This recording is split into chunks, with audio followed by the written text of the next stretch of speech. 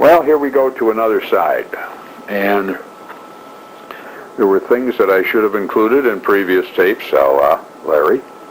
But as I said, I would have left too much space, or not enough space.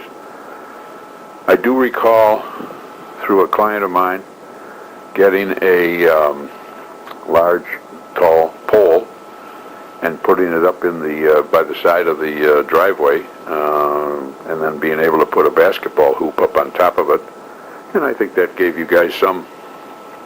It didn't give you much ability to dribble. I don't think you guys were basketball players at all, but at least you could have a diversion of shooting baskets at a hoop.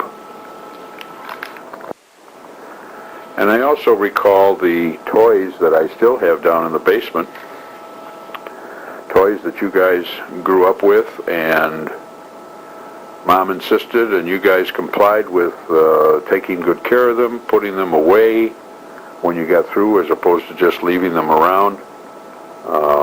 There was a farm where we had all kinds of fences and barns and animals and little people, and a circus,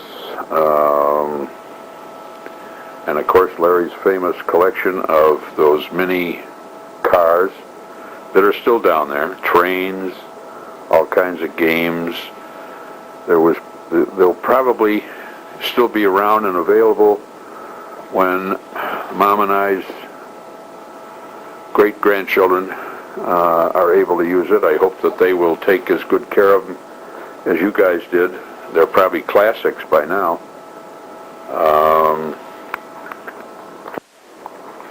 I do recall that Paul, I think more than the other two, was very enamored by and excited by G.I. Joe. And he had all kinds of G.I. Joe models and or clothes. And I remember one year when he went from one location to another, from the oven to upstairs to down the basement, to find various gifts that of G.I. Joe equipment that we had gotten him. We had also gotten you, Paul, a space module as a replica of the space module that first went up in space, a motorcycle and with a sidecar on it. And I think that at some point when you were very much anti-gun and anti-war, and I wondered about these. This was about the time that Larry got involved with his ex, and inquired of you as to what you wanted to do with this, whether you wanted this G.I. Joe equipment, and you said no. Very, very hearty no. Didn't want any part of that sort of thing. And so Mom and I let Larry's ex's children have them, play with them. When it came time for her to leave, it was she that, I shouldn't say stole them, but she did, because she cleaned Larry out of a lot of things, whether it was a toy train set or your things. And I know, Paul, that you subsequently asked, after they were gone, after his ex left and took everything that she could find, lay her hands on, that was saleable, and probably sold them to get money. It was then that you said, "Gee, Dad, I wish you'd have saved those." And so I felt terrible about having given them away, and they were gone. When finally you reached a point where either your boys could have used them, or you could have sold them yourself. And Don, I remember your involvement with your redheaded buddy up the road, Phil Donahue. We were somewhat concerned because of his wildness, and hopefully you wouldn't latch on to him, but being the sensible young man that you were, you took him for what he was, and didn't buy into his. And I think Bobby got tied in with that, with Phil also. But I think you went out on occasions and tipped a few, but didn't get as carried away as Phil did. When Larry was away at school, being the compassionate young man that he was, as you other two were also, he became involved with the either a boy and girls club up there, and volunteered to be a big brother, a mentor for one lad that was living with his mother only.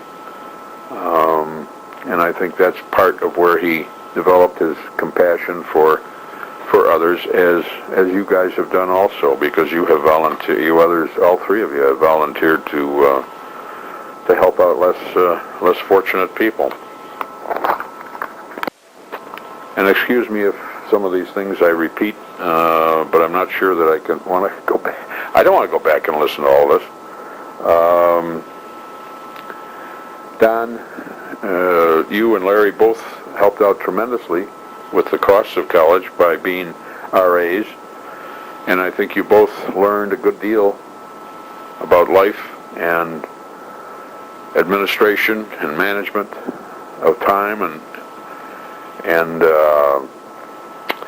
were a big help to the people on your floor. So I think it was a two-way. Not only did you save a few bucks, but you also learned something, and I think the kids on your floor were beneficiaries of your kindnesses and your administration. I remember when Larry was still in high school, and went to a series of dances because of his popularity as president of the senior class. And he got quite a few garters, because that was the in thing then. When you went to a dance, you got the girl a corsage, and she gave you a garter. Well, Larry had quite a few garters, and what possessed me, I don't have any idea. And maybe it was Mom that suggested, but I made telephone calls, I stopped in various places, and I found a mannequin. I think it was the bottom half, just the bottom half of a mannequin. And Larry had it up in his room with a stand, and he could put the garters on the female mannequin's legs. Well, I can't recall now, but he had it with him. Took it to college. Had it in his room as an RA, and I do remember Larry, telling me the story of some parents and a student who was going to live on your floor coming into your room and seeing this mannequin with the garters on it. And I think you said that parents looked at each other, and they probably raised their eyebrows or furrowed their forehead, wondering, oh boy, what are we getting into here? What kind of a queer duck is this RA on this floor? Going back a ways, Paul, can't recall how old you were, but maybe 7 or 8, 9, something like that, when you became very upset one day with both Mom and Dad, or both, one or both. And it must have been during the day, because I know that you said that you wanted to leave home, you wanted to run away from home, and so God bless Mom and her intelligence, she helped you pack a bag. Said, well, okay, I don't know whether she asked you whether you wanted a bologna sandwich or a can of pop or whatever have you, and off you went. You were going to go to Grandma and Grandpa's house. Well, you took off walking, and I think I wasn't going to have any of that, so I think I caught up with you. I was concerned about your safety, and I think I caught up with you on Harrison, carrying your bag and or lunch, just before you got to the railroad tracks, or maybe just after the railroad tracks. But on your way to Grandma and Grandpa's, because you were running away from your abusive parents. Brought you back home, had a discussion, and I think everything settled down. And we as a family after we left Mom and Dad's house, moved into the apartment. Mom, while she was living with Mom and Dad, went to the little Presbyterian church at the corner of Woodland and Eggert. And she became involved and sang in the choir, and we still went there even after we moved into our apartment. But when we finally moved to 145, Dick Duncan was the priest at St. Peter's, and I think we went there, saw him, became involved quite a bit, because at that time, being short of money, a lot of our social activities, be it dinners or various activities, was surrounded, as so many people do, around their church. Got to know Dick Duncan, and that's the reason we stayed there. Much to the or lack of benefit to you guys, because you guys would have probably been better off going to St. Bart's with classmates of yours in school, but you went to St. Peter's with classmates of Amherst schools. And I do recall, I think it was the Lohman. Wasn't there a Lohman boy that was a real pain in the rear end? And you tried to avoid him as much as possible. And we even stayed at St. Peter's after Dick Duncan left and went to Olean. And I think I served on the vestry. I know one year I was chairman of the Every Member Canvass and had to put together a letter inviting people to contribute a little bit more than they were contributing, because we in the at St. Peter's needed the money. Got into some disagreements with Father Birdsall, who was the one who took over. Got into disagreements with him because he wanted to take the altar and move it away from the wall and have it a freestanding altar. But we didn't have any money to do that. We also had a committee that tried to determine the long-range planning committee, what we ought to do, and the long-range planning committee came up with the idea that we ought to put an L on the church with more offices or classrooms and that. But again, we didn't have any money. And it was about this time that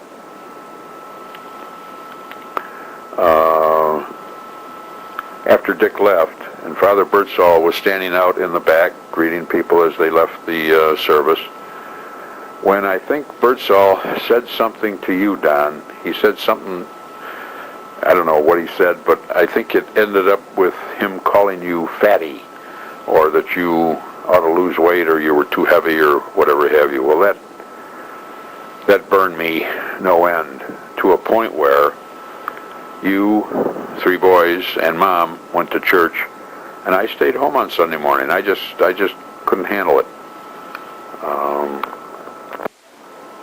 Where and when I went back, I don't know, because I don't think we went to St. Bart's until after you guys were off to college. But that really irritated me. And like I say, I stayed away for a year. Don, you may hold this in your recollection. I was forever, whether it was making giraffes for you to hang your clothes on, or fixing or doing things around the house, or making things, I finally saw a flat bottom, the plans in the Buffalo News for a flat bottom boat made out of 3/4 inch plywood, very expensive brass screws so they wouldn't rust, and built this scow in the garage, as you'll probably all remember. Had it all put together. By that time, the Comos had a pool.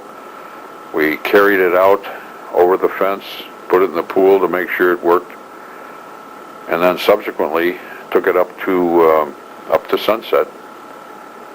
And because it was 3/4 inch plywood, I think there might have been maybe two full 4x8 sheets of 3/4 inch plywood. Well, it was heavy. I mean, it was heavy, and it was a son of a gun to get from the cottage down to, well, not so much down to the water, but bring it back up again.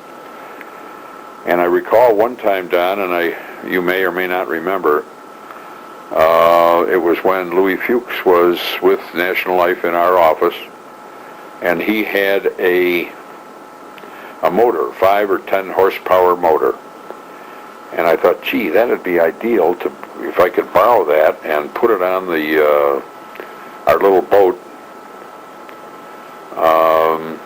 And I think you guys had a real good time going out in the boat with the oars and rowing around, or jumping or diving off of the boat, and sometimes we sank it, and it didn't sink, it just floated full of water. But nevertheless, I did borrow this 5 or 10 horsepower motor from Louis, put it on the back of it, and Don, I recall you and I took off, and we went, let's see, it would be southwest along the edge of Lake Erie. We went by Burkhart's, we went by Hanford Bay, way down to the rocks that were down by the railroad tracks. You guys will probably remember the rocks down there. Well, we spent some time, and it was a delightful ride going down because the wind was with us.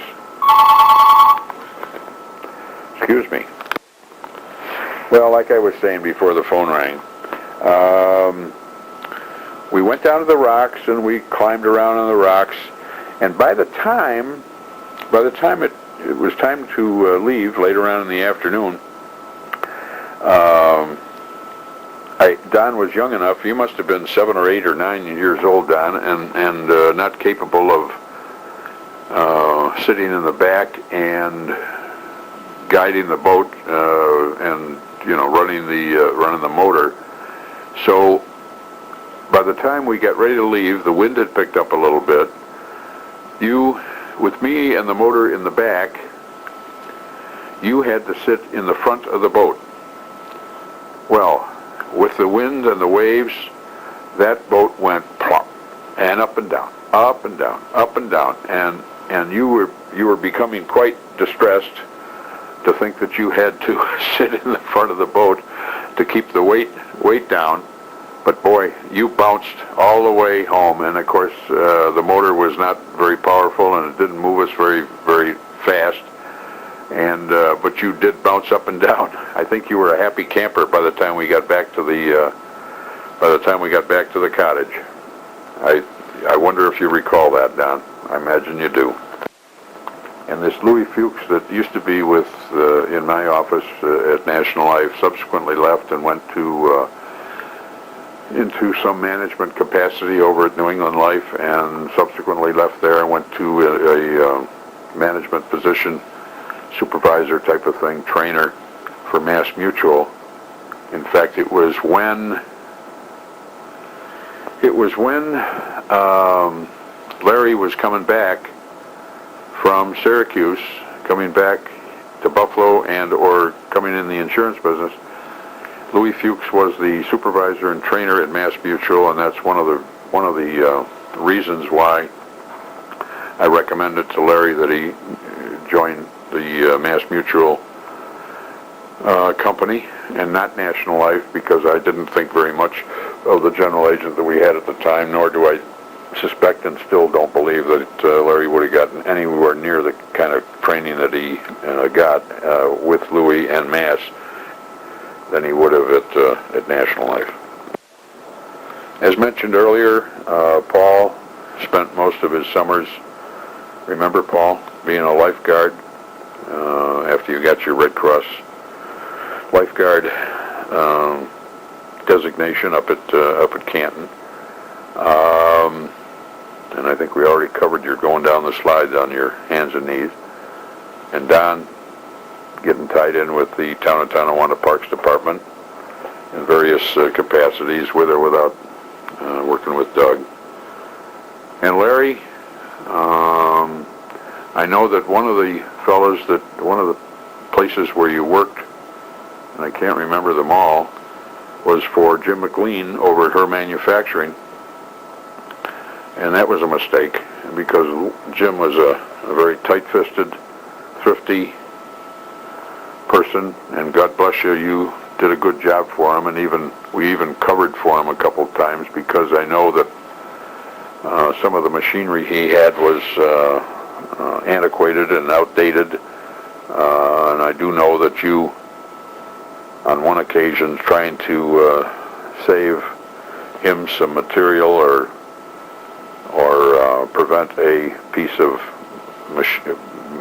of something you were making from getting screwed up, reached in and grabbed it, and you cut your thumb pretty well.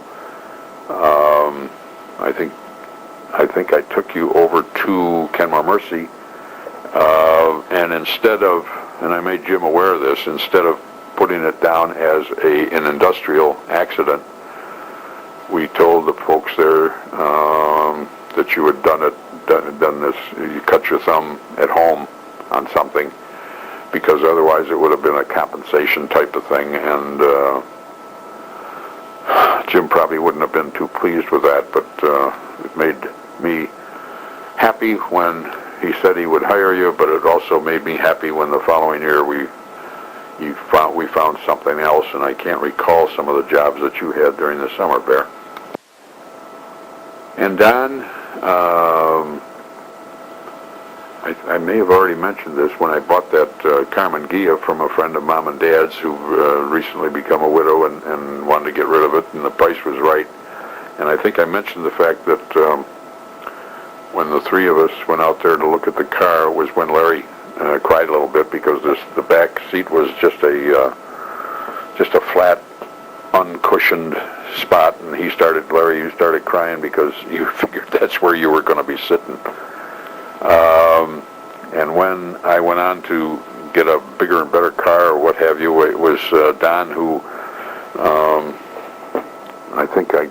I hope I gave you the wholesale price, Donald, and you bought it. Used some of the money that you gave me, or I took out of your account, and got some other car.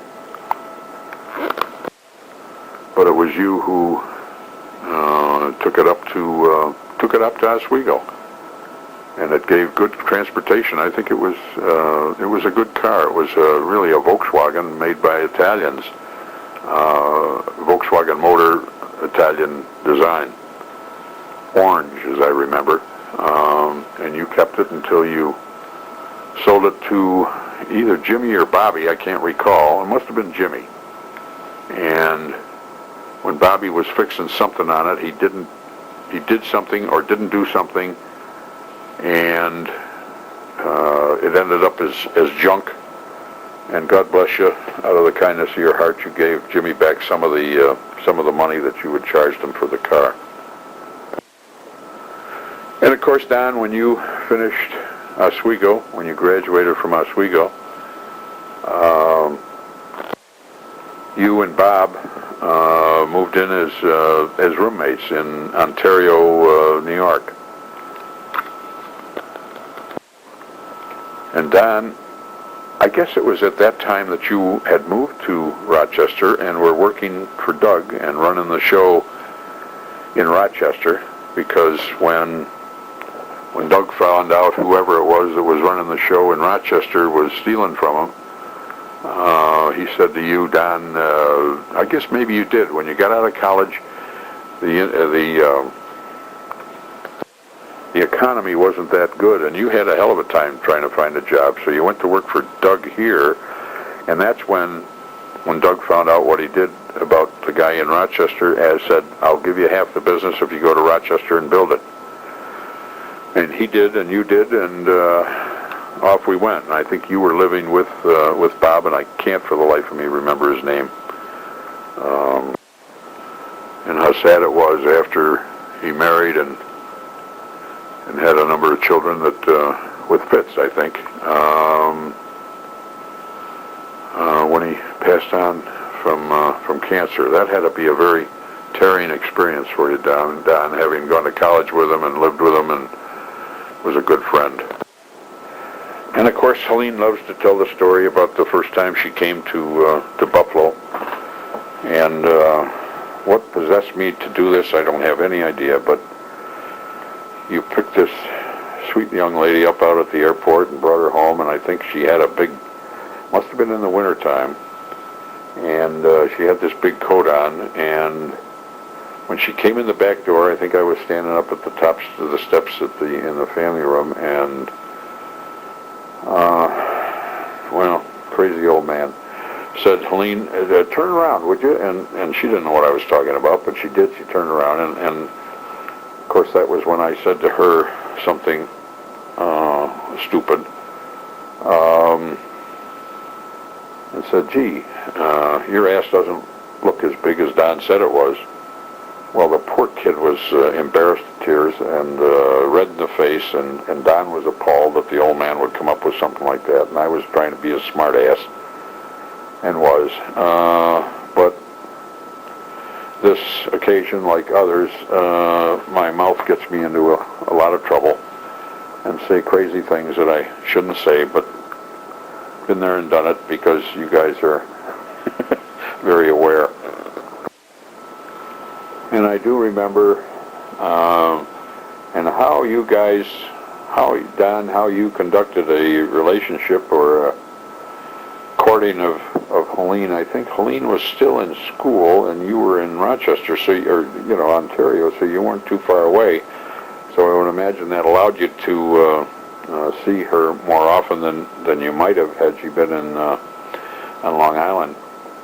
I think she went home to Long Island after she graduated, and I can't recall. She probably taught school or waitressed, because I know that's what she did when she first got to Rochester. But nevertheless, I do recall us going down to see, you and I going down to see Pete Manka down in the Ellicott Square building and picking out an engagement ring.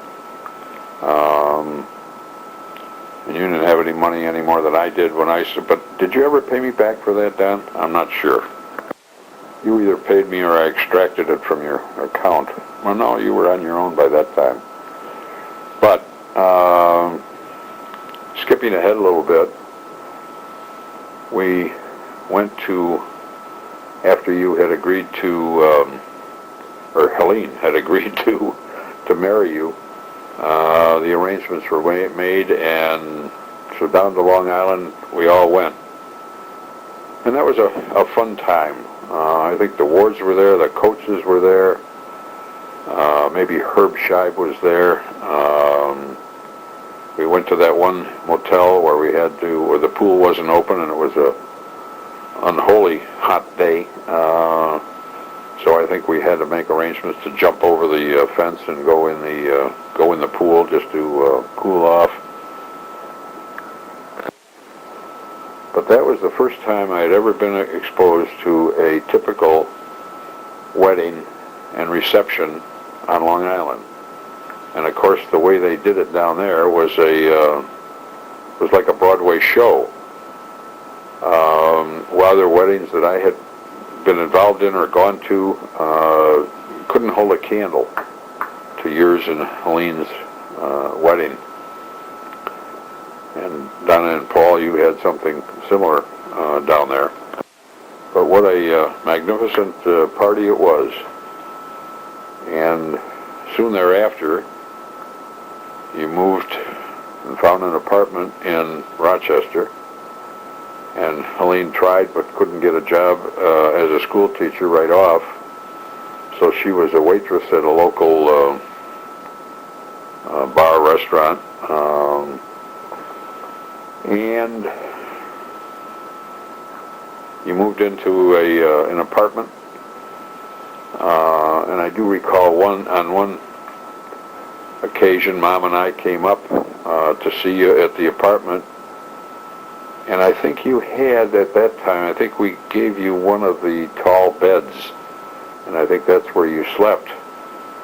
And I think you had to get a mattress and box springs for it up there, and you did. Whether it was new or what do I know? It must have been new. because I think Mom said to Helene, now what you've got to do is not only flip the mattress, but put the head to the foot and the foot to the head. Well, God bless Helene, she took it literally, and every week, Mom meant for her to do this every 6 months, but I don't know as it was explained that way. And so, Helene, once a week, when she changed the bed clothing, was flipping this thing around and doing it on her own, because I don't know where you were, Don, but you weren't there to help her flip.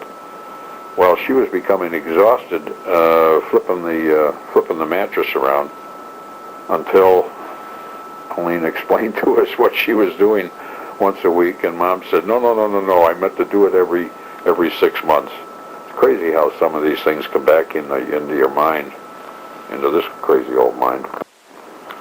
Oh, and I forgot a story when you guys were still growing up, and after I had put the shed up out in the back, and I think I was probably a little bit naive, because the Comos had the pool and we had the shed, and you guys used to sleep out there, and I was tired and I'd go to bed, but sometimes, and on one occasion, I woke up in the middle of the night at 2 or 3 o'clock in the morning and walked out in the driveway. It was probably hot, and came out to get any breeze that there was, and here was Jimmy coming from his house over to our house. Well, he was walking up the driveway and had gone home and gotten a bottle of Boone's wine, Boone's something wine, and he must have been so shocked to see me standing there in the driveway that he became all nervous and jerky and dropped the confounded bottle on the cement concrete, the driveway. And I said, "Oh, Jim, what is that?" "Oh," he says, "just some," I think he said cider. And that's what it smelled like, was cider. So I bought into it. And then I think on another occasion I came walking out in the back, and it was again a warm night, and Don was laying over on the grass. And I said to Bobby or Jimmy, "What's wrong with Don?" "Oh, he just got an upset stomach, Mr. Coon." And I think you were blitzed. I don't think it was that same night, but maybe another occasion. And again, going to bed as I did and sleeping as soundly as I did, I didn't realize that you guys, maybe one or all of you, used to at 3 o'clock in the morning walk over to the plaza where there was a Your Host restaurant, and you'd get a bow tie or a donut or something along that line. And a lot of these things I found out, maybe not at the time, but found out later, as I think my parents found things that I had done. They didn't find out about it at the time, but found out about it later. And all the scavenger hunts you went on garbage night, and picked up wood and built that shanty over in Como's yard. And I think built that out of scrap lumber and scrap anything you could lay your hands on. And maybe that was put up before I put the shed up to hold the lawnmower and you guys sleeping out.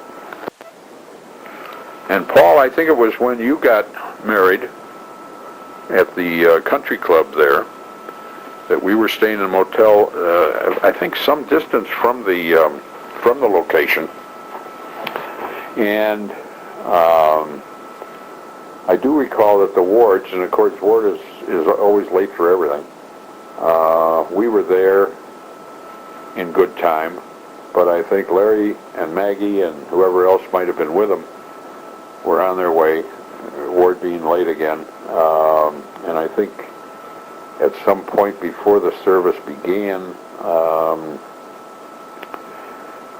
they had to cross the railroad track, and there was a train slowly progressing along the tracks, and he was looking at his watch and late, and bemoaning the fact that he had driven all this way from Buffalo down to Long Island, and now he was and the reason he was there was to go to your wedding, and he wasn't going to make it because the train wouldn't wouldn't go.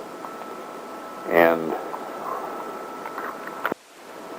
recollection also, Paul, that I think for one reason or another, oh Lord, and this opens up a whole new chapter of you guys moving to Harrisburg and all that sort of thing. But anyhow, at the wedding, as long as we're on this subject, at the wedding, I think you had not formally asked Donna to marry you. And while Mom and Dad, while we were standing up in front with you, Paul, and Donna was being escorted down the aisle by her dad or her parents, and I think that's when you broke away and went up halfway up the aisle, and at that point asked Donna to marry you. That was kind of a cute aside.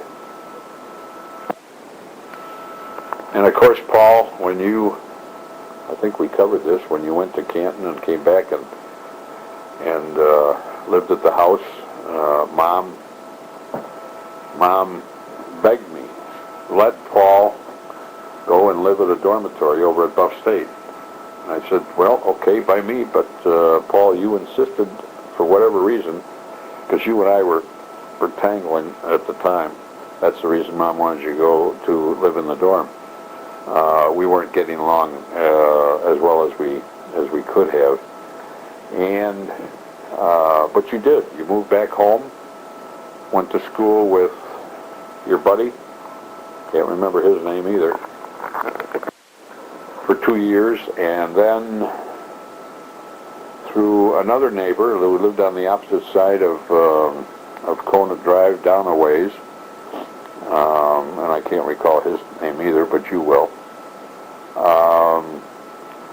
Did some dabbling in, and I think that was his job, was as a headhunter, and he was the one that connected you with AMP in Harrisburg, and off you went to Harrisburg. Gee, I remember you pulling away in your car. Can't remember what kind of a car it was, but I remember standing there at the back door after you'd packed everything up and you were on, and it was in the winter, because I think, didn't you graduate in January? Must have.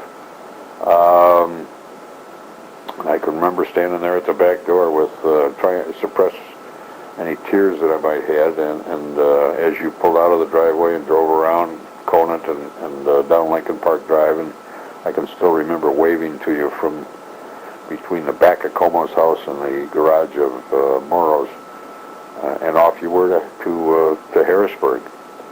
And as I say, Donna met you there, and you lived together in an apartment or two. I can remember going down to visit you. I can remember borrowing Doug's van, packing a lot of furniture into it. As I recall, Mom and I were there. Whether Don was or not, I don't know, but I know that Larry and Kathy were, and the only place for Larry and Kathy there wasn't any room to sit, so we devised some kind of a bed, either under furniture or next to furniture, in the back of the van, and we hauled a lot of furniture down there to you, and poor Larry and Kathy had to, well, they laid next to each other all the way down to Harrisburg. Must have been either comfortable or uncomfortable there, I'm not sure which, but I think you were toes to toes and nose to nose all the way down. Took the furniture down to you, and I think it was probably more comfortable on the way home. And I'm pretty sure it was a house that you had built there. Was it Kernersville? Or was that your second trip up to Harrisburg? Maybe it was, well, whatever. You had a house built there. I think it was soon after maybe my second heart attack, because I can remember it was hotter than the devil, and you were at work, and I was out there cutting the lawn, and but I needed the exercise. And then, of course, you left there and went to High Point or somewhere in, maybe that was Kernersville. And then, of course, you went back to, and I think we visited you down there, whatever the Tri-City area, Tri-City Airport, and I can't remember the names of the other two towns other than High Point. And then, of course, you moved back to Harrisburg, having had a home built in the Carolinas. And God bless you, you kept designing houses and having them built, and made money on every time you sold one. You were 5 years in Harrisburg, then 5 years down at High Point, and then 5 years back in Harrisburg where you had another house built. Then you went down to near Charlotte, and by this time Donna was able to get on the computer and find out the best town to live in because of the school system. Back in Harrisburg was when you started acquiring dogs, and names leave me, but that you know what I'm talking about.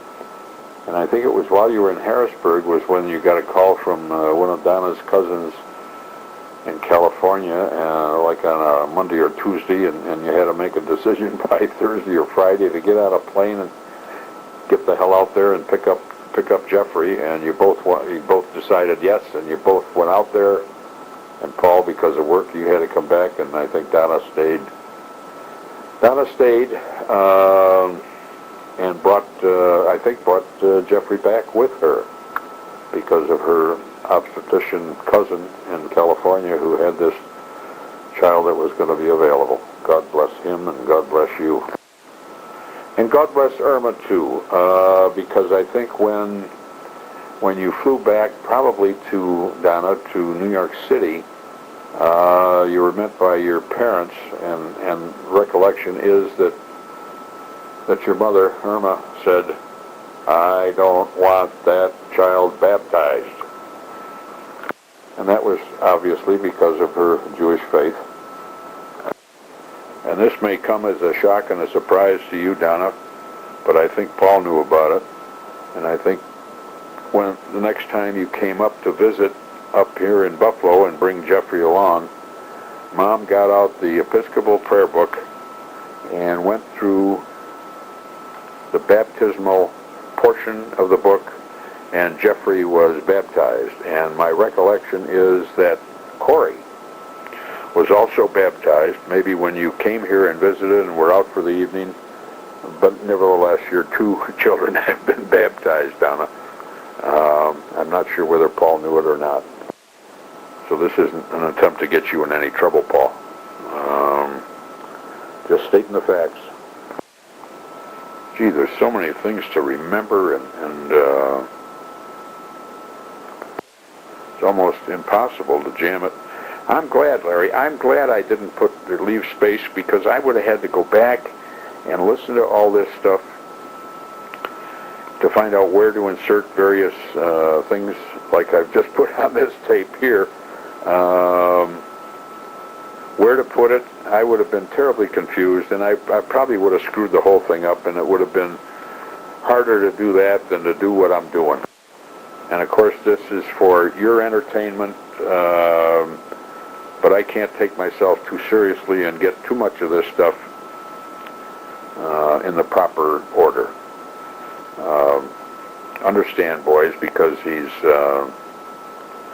going to be 75 in October, and I can still walk and I can still talk, so that's somewhat of an accomplishment right there.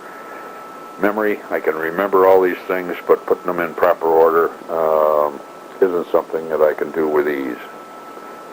And part of this operation is having me do it with ease. And I'm almost at the end of this side of the tape, so I'll just maybe either ramble on. Well, I want to get to the end so that when I start the other side, there won't be a big break or portion missing or because everything I say is so important that I want to have it all down pat and recorded. And here we are, as impossible as it may seem, to be on side 16. I can't believe that I've talked this long and resurrected all these old facts, things that some of the things you may or may not know. But that's what you asked me to do, and that's what I'm doing. So there's a fast forward on this machine, so handle it any way you want. This has been fun. It has been fun. I think what I'll do on the next side is cover some of the accomplishments and achievements of your mother. That won't be the easiest thing to do, but nevertheless I'll try and do it and bring you up to speed on a great number of her accomplishments.